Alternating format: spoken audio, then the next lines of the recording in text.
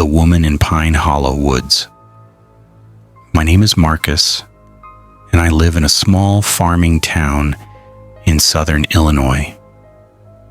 What I'm about to tell you happened last winter on one of the coldest nights I can remember. Even now, when I think about it, I feel the same chill crawl through my body. One of my friends owns a farm outpost. We call it a shed, but it's more than that. It sits between open fields, where farm workers stay to watch animals and crops. Beyond the fields, there's a canal, and past the canal begins Pine Hollow Woods. That forest has a bad reputation. Since childhood, people in town have whispered stories about it. Some say strange shapes move between the trees. Some say they've heard a woman crying at night. Others swear something evil lives deep inside. We always laughed it off. Just old stories meant to scare kids. That night, 5 of us were sitting by a bonfire outside the shed. Me, Marcus, Ethan, Jake, Ryan, Luke. It was freezing. Light fog hung low. The wind cut straight through our jackets. We had hot coffee in a thermos, snacks, and the fire crackling in front of us. The flames jumped into the darkness like something alive. That's when Jake brought it up. "Have you guys heard about that old shack across the canal?" he asked. Ethan laughed. "The one where the witch lives? Yeah. Anyone who goes there never comes back." He said it in a creepy voice, and everyone laughed. I joked, "If no one comes back, then who's telling the story?" Luke said, more seriously, "My uncle once said he heard a woman laughing in those woods while driving his tractor at night." We laughed again. But the truth is, when you're sitting in the cold, surrounded by darkness, even jokes start to feel heavy. Then Ryan made it worse. "Let's make it interesting," he said. "Whoever goes right now, crosses the canal, walks into the woods, and takes a picture of that shack. Free food for a week? On us." The laughter stopped. Jake immediately backed out. Luke made excuses. Ethan turned to me. "Come on, Marcus. You always act brave. Go make a night vlog." My heart jumped, but pride pushed harder. "It's just a shack," I said. "I'll go, take a few photos, and come back." I checked my phone, 80% battery, flashlight working. I stood up. Behind me, the fire crackled and the boys cheered. Ahead of me was a dirt path leading through fields toward the canal. As soon as I walked away, the warmth and noise faded behind me. The air felt sharper. My breath turned white. Somewhere far away, dogs barked like they were answering each other. When I reached the canal bridge, the water below was black and still. On the other side, the light almost completely disappeared. That's where the woods began. I turned on my phone flashlight and followed the narrow trail. At first, everything felt normal. Then I heard footsteps, soft, matching mine. I sped up. They sped up. I stopped. They stopped. My heart pounded so loud I could hear it in my ears. I turned the flashlight behind me. Nothing. Just dirt bushes, tree trunks. I told myself it was my imagination. 2 minutes later, I heard something worse. A scraping sound, like long nails dragged hard across wood. I swung my light toward the sound. A large tree stood there, and on its trunk were fresh, deep scratches, raw and pale, like something had just torn into it. My legs froze. The air felt colder, heavier. I hurried forward. I knew the shack wasn't far. Then I heard crying. Not loud sobbing. Slow, broken whimpers, like someone trying not to be heard. I stopped again. "Hello?" I called. "Is someone there?" The crying stopped. Then it started again, closer. That's when I saw the shack. It looked worse than I remembered. Crumbling walls, rusted tin roof, a half-broken wooden door creaking in the wind. The silence there felt wrong, too deep. I took pictures. Outside first, then inside. A broken bed frame, old sacks, burn marks on the wall. As I took the last photo, my phone lagged for a second. My chest tightened. That's when I heard it again, right behind me. The crying, very close. I turned around slowly. Between the trees stood a woman. Her long hair hung messily over her face.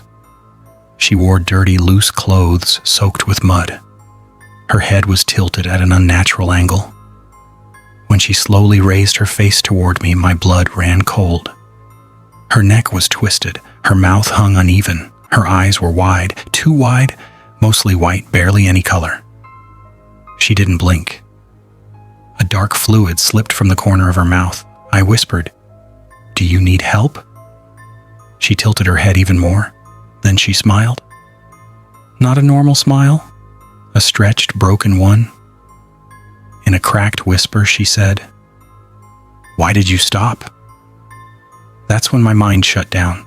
I ran, not thinking, not looking back. Behind me, I heard something moving, but not running, dragging, sliding, too close. I reached the bridge and forced myself to stop. I looked back.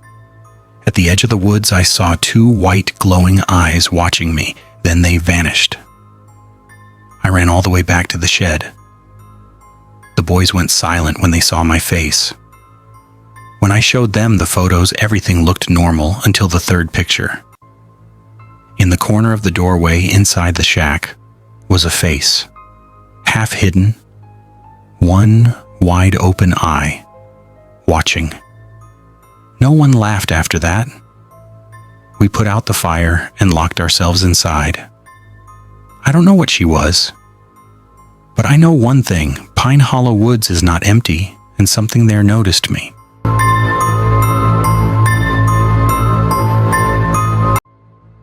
My name is Daniel Brooks, and I live in a small town in northern Minnesota, where winter doesn't just arrive, it takes over. People who've never lived here think snow is beautiful. They don't understand what endless cold does to silence and to the mind. This happened last January. The night it happened, the temperature was below zero, the kind of cold that burns your lungs when you breathe. I worked late shifts at a warehouse outside town, packing freight until almost midnight. Because of the storm warnings, most buses were canceled early. I finished late, too late. The only option left was bus route 12, which stopped on an old county road, far from houses, far from lights.